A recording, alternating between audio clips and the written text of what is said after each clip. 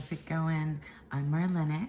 Thanks for wandering by. If this is your first time, welcome. Welcome back to those of you that are returning. I am a poet and an educator and a tarot reader, and I make content around the tarot, oracle, as well as creative writing, and I often like to think about and talk about where those two things intersect. So today what I have for you is my month gone by. So what I like to do in this particular video is reflect upon the previous month. So we're reflecting on October, and usually I walk you through my journal and then I talk about the decks. I want to try to keep this video brief or shorter anyway than I have before, because it tends to be a super long video and I don't want to spend like too much time at the front before we get into like the main event, which is really what I think folks want to see.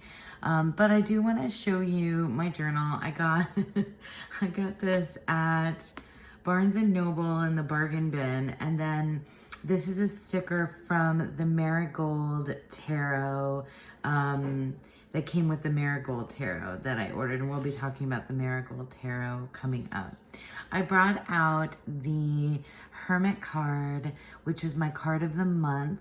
This is the one from the Santa Muerte tarot, and I absolutely love this depiction of the Hermit. So I brought him out to join me, and I'm just gonna kind of like show you the first couple pages of my journal. I'm not gonna get too in depth in the journal itself because everything in there is pretty private.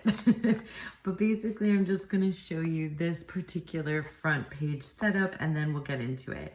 Now I tend to work with lots of decks. I'm a year and a half, more than that, in my tarot and oracle journey, and I'm the type of person that I've accumulated a large-ish, I don't know, it's all relative, right? Collection. I like to have variety, and I like to play with my decks in various different ways. Now, I'll have specific decks that I use for specific purposes throughout the month, and then I'll pull in decks where I work with on just like one occasion or, you know, or so for like something very specific, a specific kind of reading that I'm doing. What I'm going to do in this video is really only highlight those tarot and oracle decks that I used most frequently throughout the month, that really made up the like larger part of my practice. And then these other kind of like one-off readings that I did note in my journal. I'm not gonna like show you every single deck that I use because then we really would be here for forever. So I got a little bit more decorative in my October journal.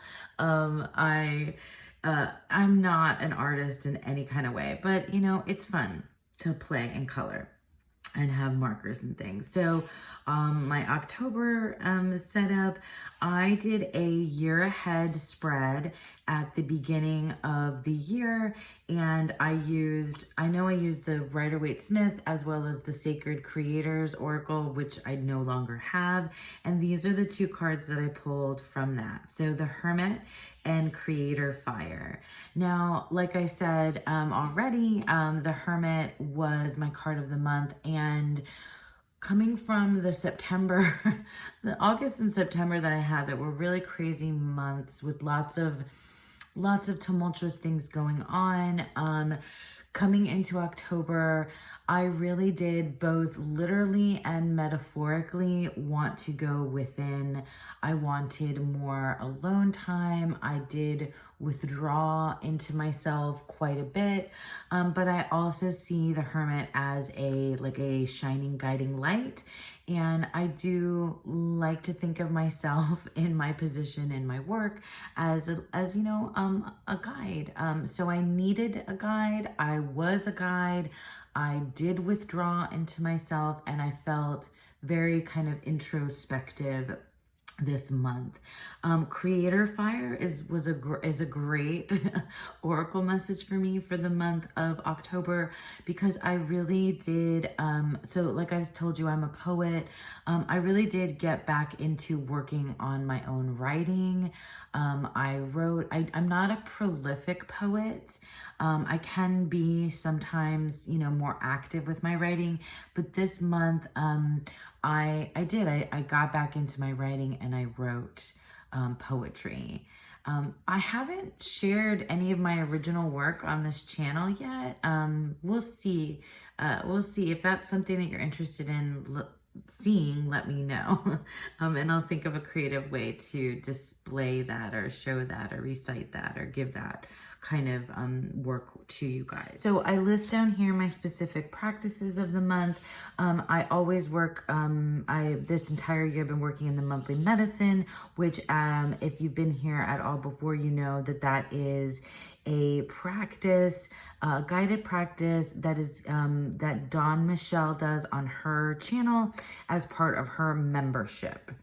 I'll leave links to that below. This is also another Dawn Michelle practice that I've really embraced, which is the Simple Sunday spreads. This is separate. So this is something that you can get if you join Dawn Michelle's public Facebook group. You'll get Sunday spreads every Sunday. She posts in the Facebook group. And then here I listed just like random things that I did. My morning and evening spreads. I mean, tarot is a part of my daily life, so it's reflected in my journal this way. My morning and evening spreads, my daily work and studies, and these are just the names of the different spreads that I did throughout the month.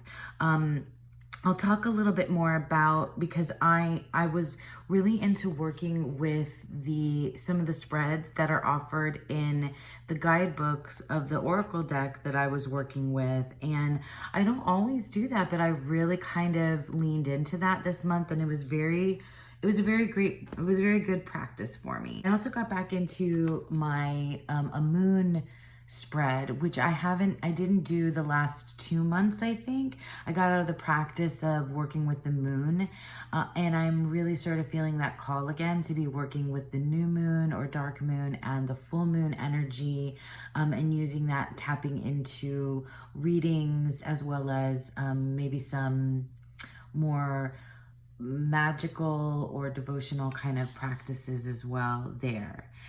So then I listed here all the different tarot decks that I worked with. Pairing, this is new. I did pairings that worked. And then I noted my Thoth. So I have been using this yearly calendar to note every month the different cards that I pull every day from the Thoth Tarot. That's so funny because this is the Wild Essence Thoth and the acronym is WET. Been keeping up with it. So that's my Thoth a day. I just released a video, I'll link it, of how I kind of refresh this practice by using different decks alongside it. And then I noted, I said this already, that I noted the pairings that worked. I'm gonna get into the decks now and kind of talk to you about how I use them and what they meant to me for the month of October. So first, I'd like to talk about the Oracle deck that I've spent the most time with this month. And this is I'm sure this is a deck that many of you have seen already. It is a classic October deck now, right? I guess. This was only released maybe 2 years ago. But it's quickly, this deck, as well as the series, has quickly become, I think, a favorite and a bit of a classic among the tarot and oracle community. So the Seasons of the Witch Samhain Oracle is a great versatile deck that you can use alongside the tarot. You can use it on its own. The way that I used it last year, I used it in the same way this year. And I don't know why. I don't feel the pull to use it alongside the tarot. Rather, I prefer to use this deck by itself for daily draws. But this year what I did is I got more into the guidebook and the spreads. So if you haven't already taken a look at the spreads that are available or that they give you, there's a lot of them. So interview your deck, graveyard spread, the spiritual council spread, I did this one. The reclaiming my power spread, I did this one. I didn't do these. See, like there's so many. Witch's Tool Weekly Outlook, Witch's Tool Moon Phases, Shadow Spread, the Healer Spread. This is another one that I did. Coming of Winter Spread, and the Athame Spread. There's so many. And it's funny because I didn't think that an oracle deck that has some real specific things like this one does would work with these types of spreads and specific positions and questions and prompts, but it really, really did. And because this month I was going through really, like I said, like an introspective kind of time. I'm going to start showing you cards because that's really what we want, right?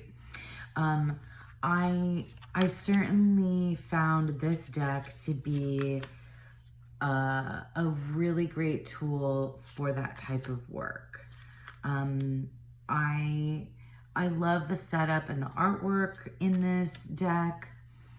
I love the depictions. I do love the key word or phrases, and I'm a fan of these small, I don't know, sometimes they sound like poems, sometimes it's just like a phrase, like a little paragraph or a couple of sentences that they're moving to me. I like them. I like writing them into my journal. These depictions get me kind of like, they inspire me to doodle and draw in my own journal, which is something that's rare for me. They also inspired my particular rituals or practices this month, which I felt very called to work with. So candle magic was a big draw this month.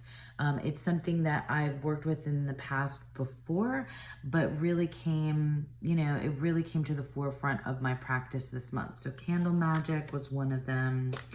I love, the black cat. Ritual, that was, I think, the first card that I pulled that really made me feel like this month was going to be about it. Oh, this card and I really spent some time together this month as well. This month was a very reflective month for me about looking within, about seeing, seeing what's on the inside there.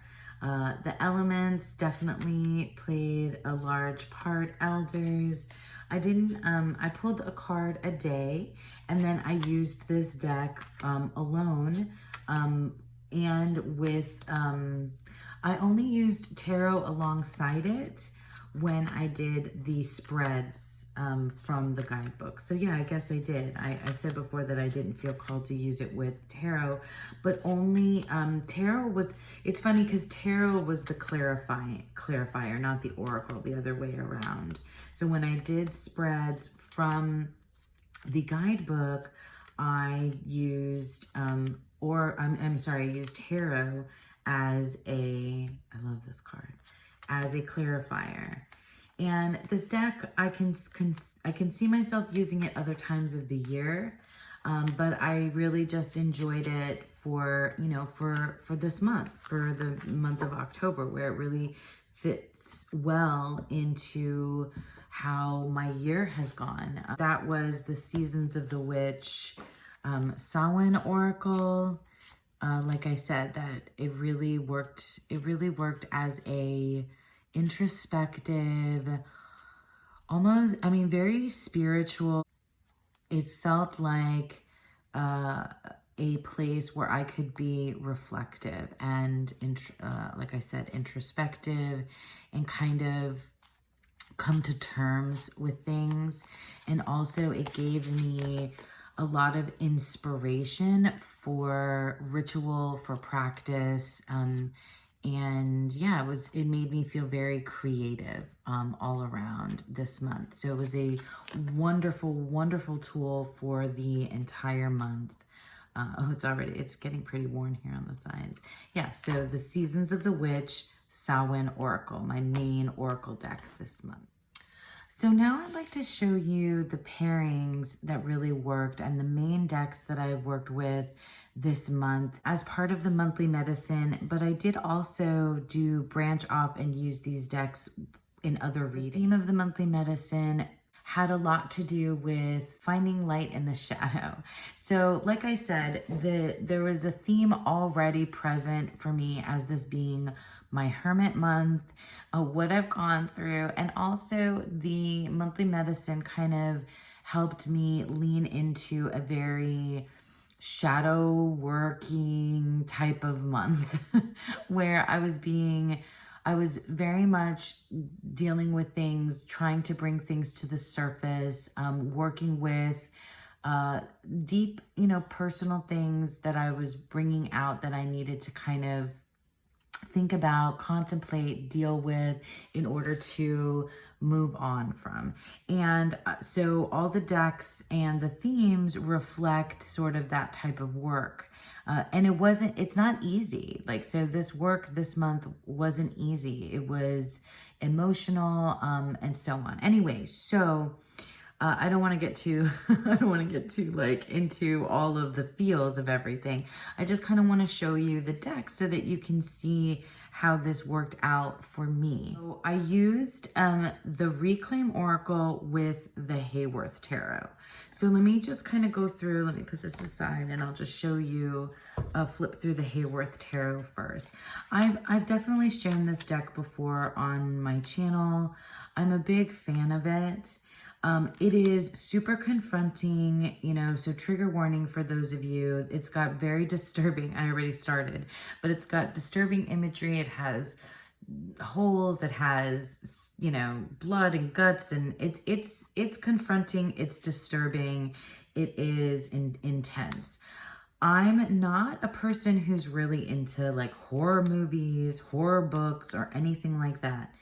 For whatever reason, this deck is it's the way that it has reinterpreted the tarot depictions, and I believe it's very Waite Smith, inspired.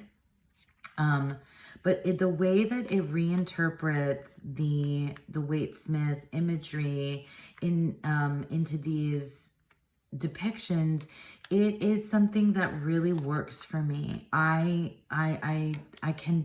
get in here and I see the shadow side or the reversal or the negative or the underlying or whatever it is that is meant to come to the surface that maybe doesn't in a standard Waite Smith or more or less, gory, confronting, disturbing way. This deck, I don't know why. It just really, I know why. It's something about the soft coloring. I think these purples and greens and blues and pinks make it something more approachable. It's very dreamy. It's very post-apocalyptic world. But it's very surreal. It is strange and bizarre. And I think that's what I really love about it. It just works for me in a very gruesome, but very truth-telling way. Yeah, I don't mind it. I'm not turned off by it. It makes me go, huh. It makes me really think about, the images there. And I really enjoyed using it with this kind of deep introspective, quote unquote shadow work. Now, the Reclaim Oracle, when you go through the Reclaim Oracle and you see the keywords on it, so this is an indie deck. Both of these are indie decks. Like always, I'll leave you links on where you can find these below. The Reclaim Oracle, I've shown this also before on my channel. When you go through and you take a look at the words, the keywords here in the Reclaim Oracle, you see that there are words that are, you know, empowering, as well as words that are negative. There are confronting ideas. There are things that are light and comforting, and you know, there's both. So like there's a mix of light and shadow, I would say. However, it does not matter to me whether the word is something sad and difficult, like despair, or you know, that's negative criticism, or even more, you know, empowering, like control. That's nuanced, right? Like you can see it in many different ways. Like even words like freedom in this and this depiction, this, regardless of whether it is a difficult word with negative connotations or an empowering word with positive connotations, this deck kicks my butt. It makes me like face head on things that I've been avoiding. It pulls to the surface things that I clearly had been not wanting to deal with. It is, I don't know, it's not gentle. It is kind, but not gentle. I don't know if that makes sense to you guys. It is kind, but it is not gentle. These characters, these depictions, the places where it makes me go, it makes in my mind, and what it makes me think of are tend to be fairly difficult. So yeah, so this combo though together was incredibly magical. So let me show you what that looks like. And what we do is I like to just put the tarot in between the oracle. This is not always how my spreads looked, but this gives you a really good idea of how these this oracle and this tarot work alongside one another. Just gonna put down cards.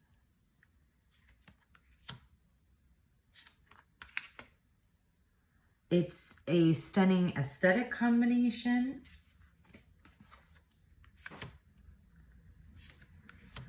But it's also a very thought-provoking, moving, almost like sensitive. I don't know if that's, it like hits you in some really sensitive places, if that makes sense. Like it, I don't know why this gory, gruesome deck with these, with this Reclaim Oracle, it really feels intimate in a way. Does that make sense? That's true for the Reclaim Oracle, but you wouldn't think so about this Hayworth Tarot, that it's necessarily like sensitive and intimate, and but it really gets to this like very dreamy, surreal place in my mind, that makes me think on that type of level. It's not like confronting in a like everyday life kind of way, although the readings, you know, tended to hit upon interpersonal relationships and things like that as well. But you can see just how, I don't know, I always say I don't know, but I do know. You can see that this black and pink aesthetic alongside these soft colors but powerful imagery provoke like some serious thought. They provoke some serious like reaction, and that's what I really liked about the experience of using these two decks together. So that is the Hayworth Tarot and the Reclaim Oracle. So during another week in the month of October, based on the theme for the monthly medicine, but also as kind of part of the my evolving practice over the last few months, as well as this particular month in October, I wanted to work with 2 tarot decks. Now, this is the Lost Hollow Tarot, and this is the Barbara Walker Tarot. This is an independently produced deck. This is the vintage 1986 or 84, I want to say, version of the Barbara Walker Tarot, but there is a mass market edition of the Barbara Walker Tarot available. Like I said, as always, I'll put links in the description box below.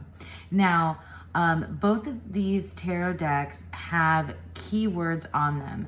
The Lost Hollow Tarot leans towards the Thoth Tarot and has those short and hermetic titles on it.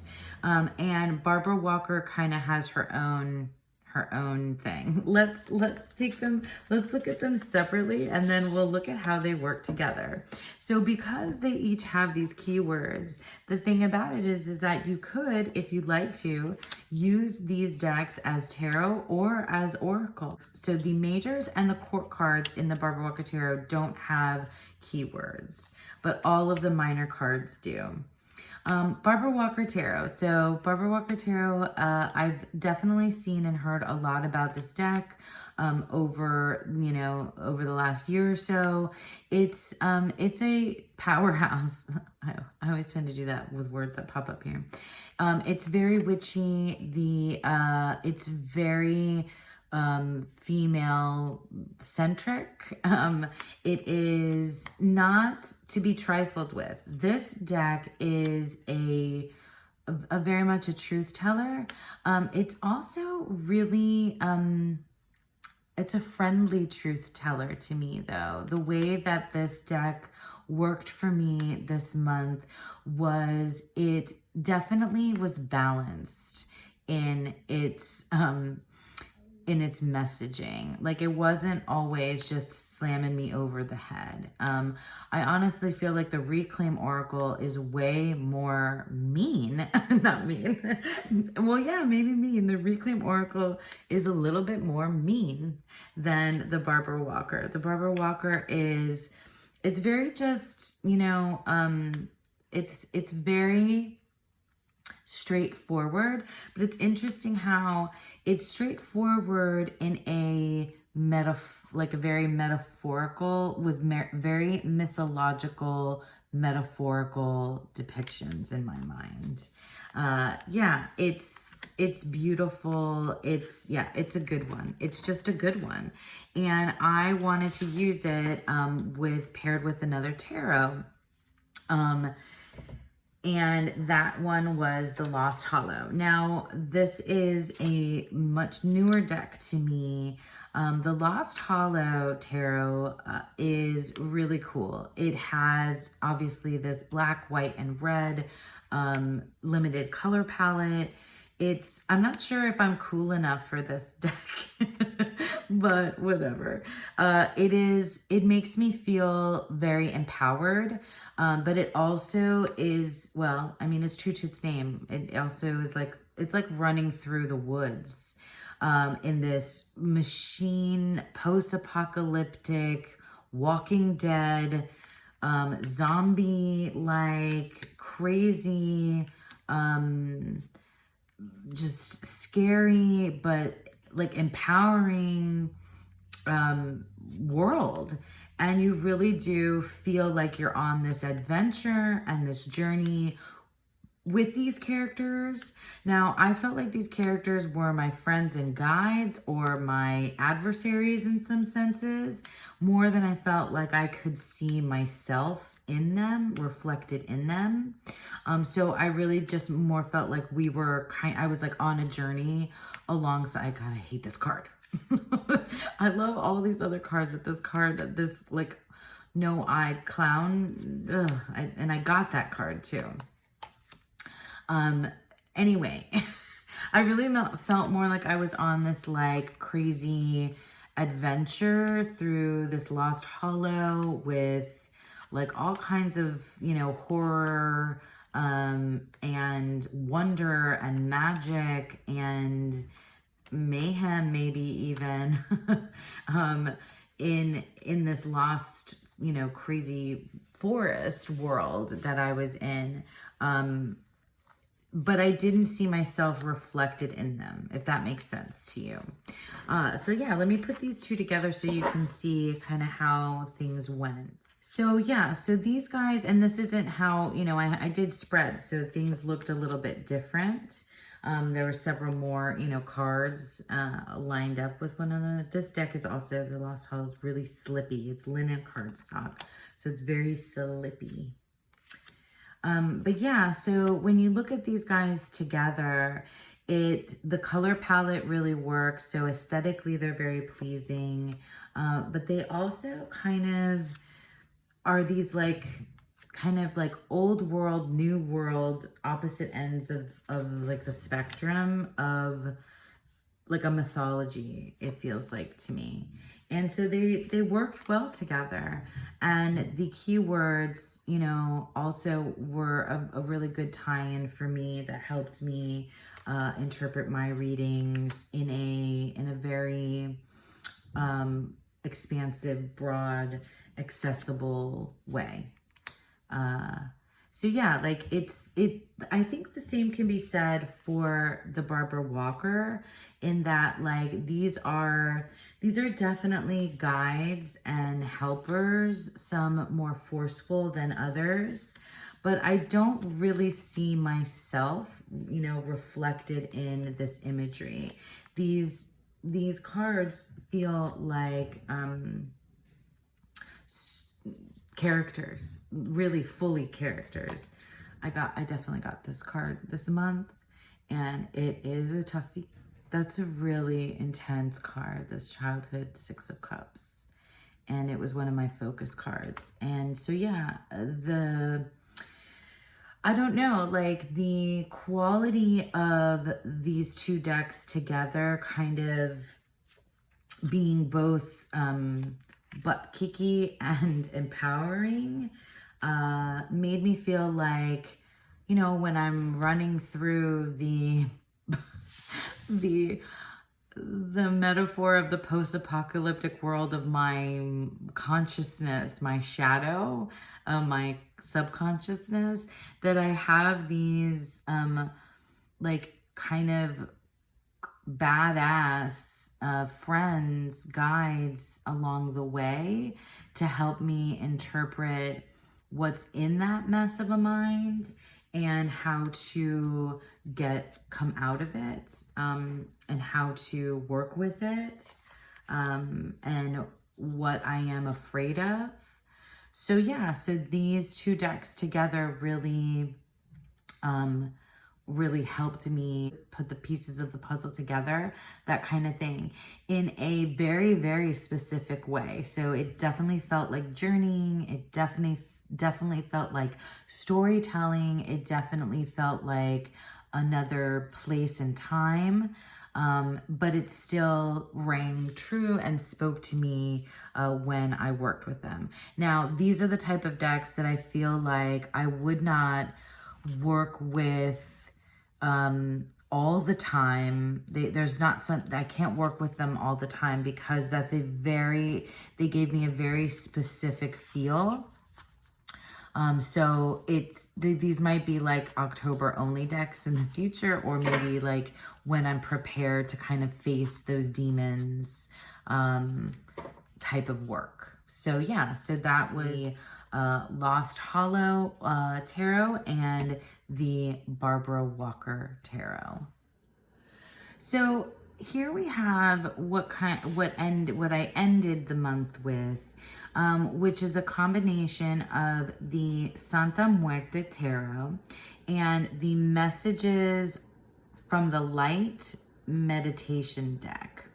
Now, an unlikely pairing, not something that I would have thought of right off the bat, but towards the end of the month now, like, you see the arc of how things were working for me this month. Like I said, mainly due to the monthly medicine, but also because this tends to be a time of year for me, along with many of you out there I know that take a lot of time to be more introspective, I keep doing this, but shadow work, because really all shadow work means to me, whether you're doing it around Samhain or whether you're doing it in October or the darker months of the year, or however it may be, all shadow work means to me is it's just bringing to the surface things that are in your subconscious. That's it. That you're aware of, but you need like a little bit of, coaxing to work with. Which can be seen as negative, and can be difficult things to deal with. So anyway, I know I've said that before, but I just wanted to kind of put that out there again. By this point in the month, I really needed, some like support. And that was actually the theme, although I didn't go over each of the themes for the monthly medicine, but like some kind of respite, some kind of like place to go to after having like dug deep into my subconscious, and dealt with things on a everyday level, on a spiritual level, emotional, you name it. So like all the different things that came up throughout the month, these two decks really helped kind of focus and kind of figure out where I can, these two decks plus the readings that I did helped me kind of get back on track, realign my path if I was feeling lost in the lost hollow, and then kind of refocus and get to this place where I find support and love at the end of the day. So let me show you each of them individually, and then we'll show you them together. The Santa Muerte Tarot is stunningly beautiful. I love it very much.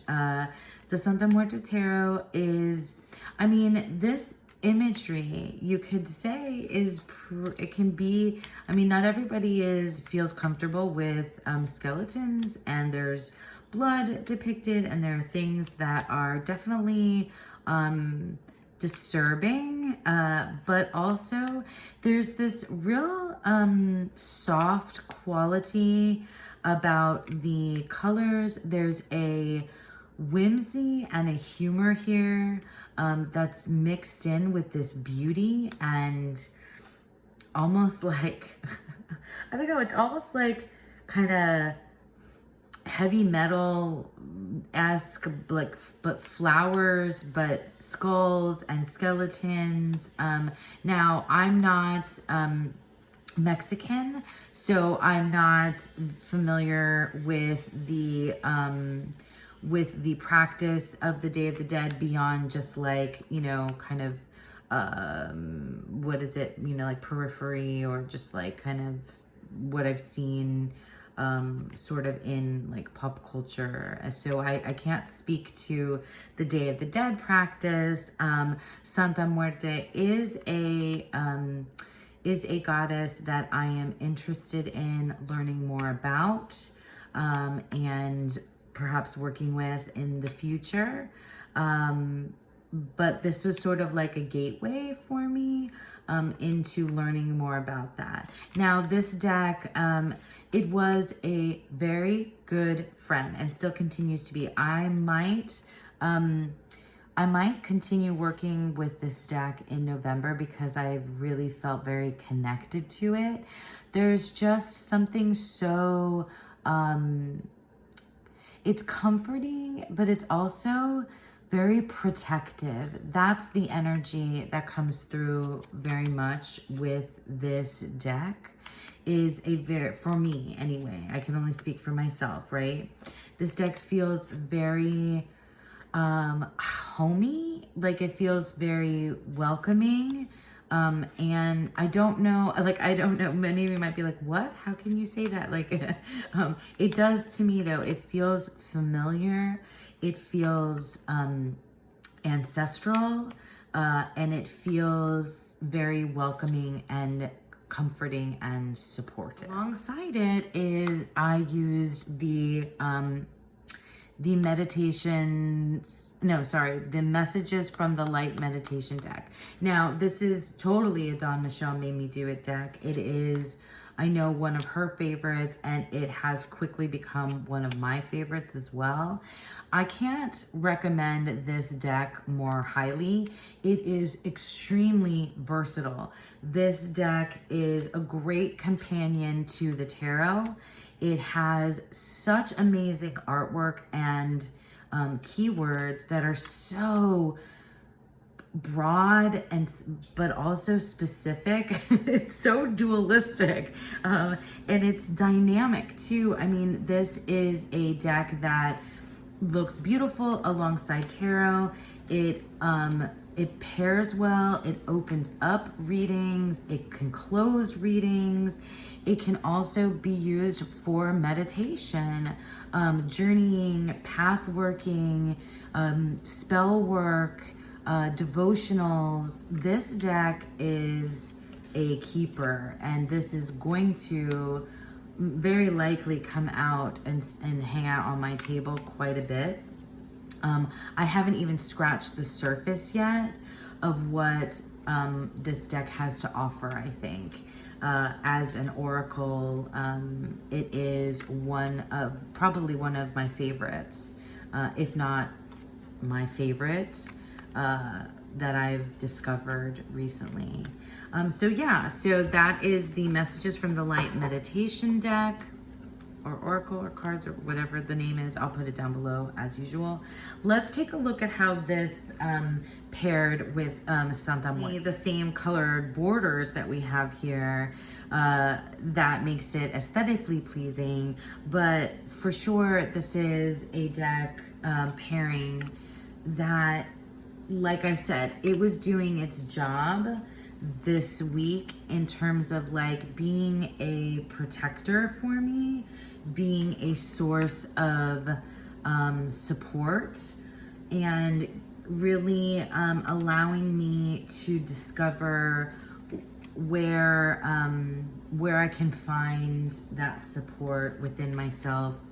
It was very internal and external kind of combined work that came about with this deck pairing.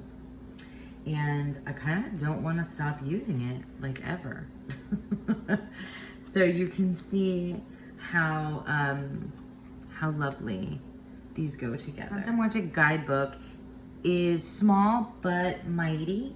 I really do love that they give a section that's an advice from the dead in the guidebook.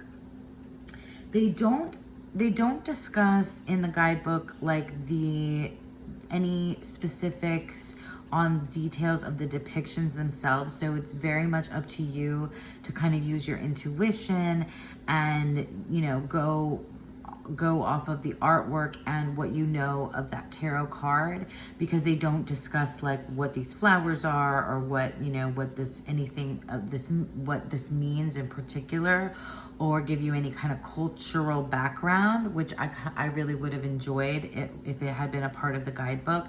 However, the divinatory, or the advice from the dead section, was incredibly quotable, journalable. It was a really good piece to use in my journal, to bounce, to work from, to write from, to investigate my own psyche from.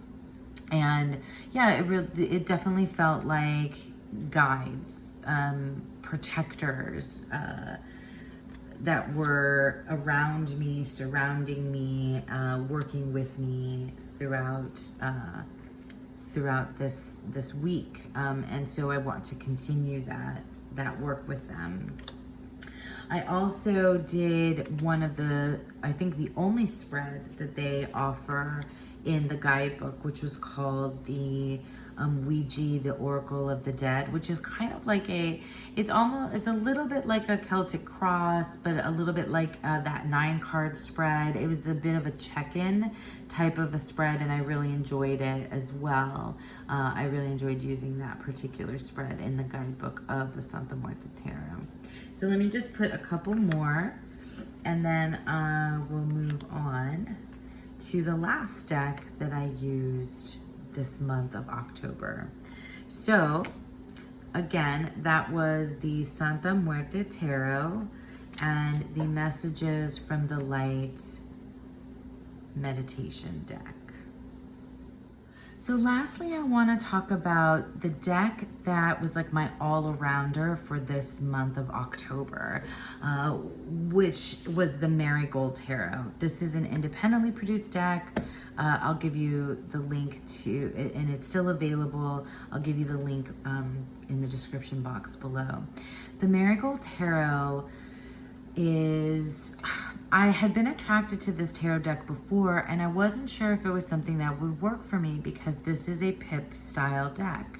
And I am new to tarot, and I usually prefer scenic illustrations in the minors to really build a story, character, and metaphor for myself to work from. However, the Marigold Tarot became such a gentle, amazing, like BFF this month of October. I fell in love with this deck. It, like I said, the theme of this month has really been introspection. I have been going within to really kind of dig out things to work with after some really difficult personal months that, things in my personal life that happened that were challenging and required strength and fortitude. And now this month things settled down in such a way that gave me time to think and contemplate.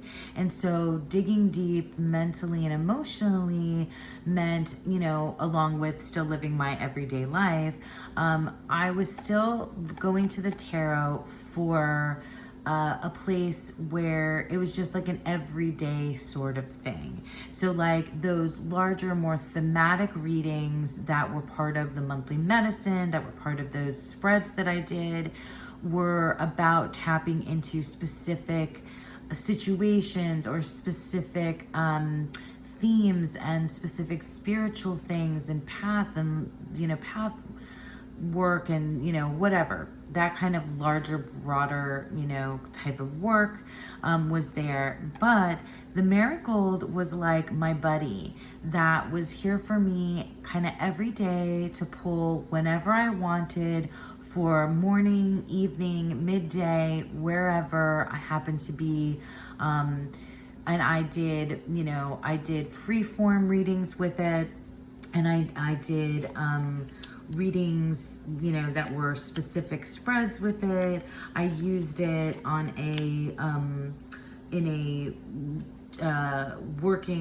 when I was working on a spread with some friends. I used this deck with other friends. I used it to, God, I love this Chariot card, and this is like my main example of this deck being like your friendly neighborhood. This is like your friendly neighborhood chariot on the bike. And this deck really felt like my buddy, not just my friend, like my buddy, my my person to hang out with, to laugh with, to learn with, to just chill out with, to examine the mundane as well as the more involved, to kind of commune with, and these skeletons and bones in this deck, along with these pips that do provide some places to go with the imagery, but I really landed very much numerologically with them, and I sort of had just like instant gut intuitive reactions to the pips as we went along throughout the month. So it went outside of my Waitsmith and my Thoth kind of training. It was very numerological and elemental. It was also just sort of like random keywords or key ideas that would pop into my mind when I saw things, these hands, the things on the hands, the different places where things were dripping or swords were placed, or flowers were placed. these, you know, these small nuanced things were part of how I read. Like this Nine of Wands, where I was looking at the way that the sunflowers were turned. Just very small, very nuanced, but very spot on for the readings that were coming through. Like this Eight of Wands began to mean fruition and being fruitful, like obviously with the fruit in the center. That's just what came up. And that like structure of the plants around it made it, it's like structured fruition is what would come up, you know, for me, which is a little bit like the 8, if you think of it numerologically. And also like kind of infinite. Yeah, so I mean, I absolutely love all of the skeletons as well. They, like I said, the chariot was my friendly neighborhood chariot. So I sort of just read this, you know, I read this very much straightforward with letting the images and my skelly friends lead the way. It was a joy. Like I don't know how else to explain it. In between all of the other really heavy, really intense work that I was doing this month, this was a very beautiful respite to head into. And it wasn't always really, it was sometimes very superficial in the way that it read, which is, you know, kind of funny because they're skeletons. I just, yeah, laughing at my own silliness. But yeah, I still can't get over my joke about calling skeletons superficial. Okay, sorry guys. I hope you think that's hilarious too. Anyway, yeah, it was just, I don't know. This is just how it hit for me this particular month and in the way that I was using it. About the month of October, I've had a very, very introspective, again, that's the word of the month, a very introspective, sort of mentally and emotionally isolated month. Even though I've been, you know, in the world with people and in my home with my family, there's been a little bit of a you know, a need for me to kind of dig deep, withdraw into my own psyche and consciousness and contemplate. And that was one of the main focus cards that I got from this deck, was to contemplate. And I certainly did. But I also had my moments of just needing an everyday kind of reader that was there for me as like a, you know, a cool, true bud. And so, yeah, that was my month gone by, my tarot and oracle practice in October. I'm sure somewhere at the beginning of this I said this was going to be brief, and it is absolutely not. I don't know why. I think I can just do this quickly, but I can't.